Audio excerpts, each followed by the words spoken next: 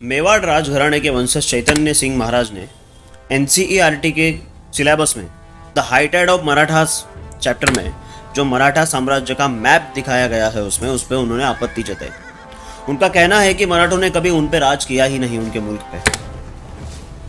मैं एक बात पहले ही क्लियर करना चाहता हूँ, तो मेवाड़ घराना है, महाराणा प्रताप जो थे उनका जो घराना है, जो उनका राज था, उनको कभी मराठों ने कभी तकलीफ नहीं दी, क्योंकि वो हमेशा मुगलों से स्वतंत्र रहे, मुगलों से वो संघर्ष करते आए हैं। इसलिए मराठे हमेशा महाराणा प्रताप जी का आदर ही करते थे, उसमें कोई दो राय नहीं। लेकिन राजस्थान के बाकी सारे राज्य छोटे छोटे राज्य थे, जैसलमेर हो गया, वैसे अनेक राज्य थे वहाँ पे, वो राज्य मुगलों के अधीन रहते थे। वो लोग हमेशा मुगलों को साथ देते थे, मुगलों के अधीन रहते थे। जब मराठा साम्राज्य पूरे हिंदुस्तान में फैलने लगा, एक समय ऐसा आया था, वो समय कौन सा वो भी बता देता हूँ। महादजी शिंदे, होळकर फैमिली, होळकर जो घराना था, इन लोगों ने जब छत्रपति शिवाजी महाराज का मराठा साम्राज्य का विस्तार करना शुरू किया, बाजीराव पेशवा थे हमारे, उस समय मराठों का कद इतना ऊंचा हो गया था हिंदुस्तान में कि दिल्ली में मुगलों के गद्दी पे कौन बैठेगा ये भी मराठा तय करते थे। पूरे हिंदुस्तान पे मराठों ने राज किया, लेकिन जनता के लिए किया, हिंदुस्तान के लिए किया, हिंदू धर्म के लिए किया। धर्म रक्षण के लिए छत्रपति शिवाजी महाराज ने हिंदवी स्वराज का निर्माण किया, हिंदवी स्वराज स्थापन किया। उसी हिंदवी स्वराज को मराठाओं ने आज के अटक नाम का जो किला है पाकिस्तान में, वहाँ तक फैलाया, वहाँ तक पूरा मराठा साम्राज्य था। अब मैं आता हूँ मेन टॉपिक पे।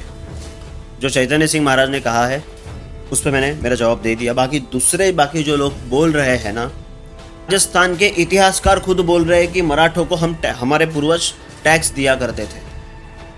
जो राजघराने थे राजस्थान के, वो मराठों को टैक्स दिया करते थे। इसका मतलब क्या हुआ? जैसे हम टैक्स देते, किसको देते हैं? हमारी सरकार को देते हैं। तो उस समय मराठों का वर्चस्व था, मराठों का राज्य था, इसीलिए मराठों को टैक्स दिया करते थे ना।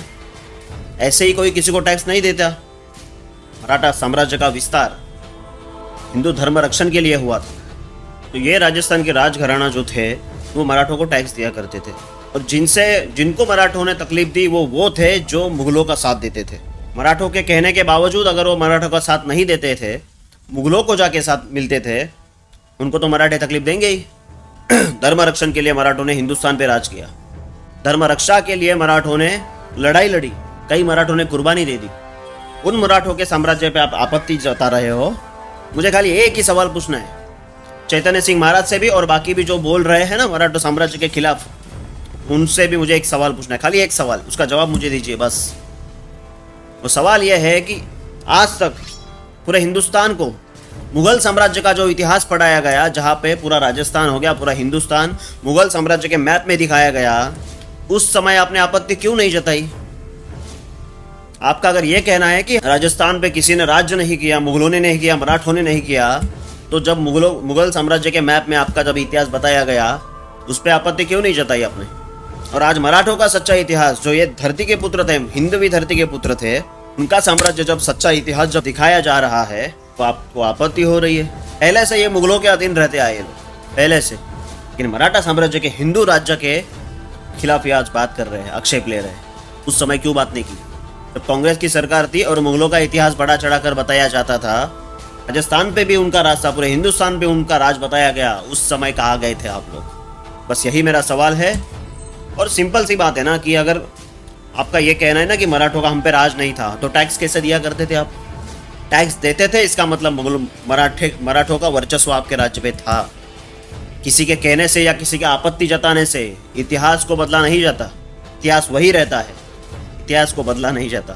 तो मराठों का पराक्रम का इतिहास है, वो कभी बदला नहीं जाएगा। जय हिंद, जय महाराष्ट्र।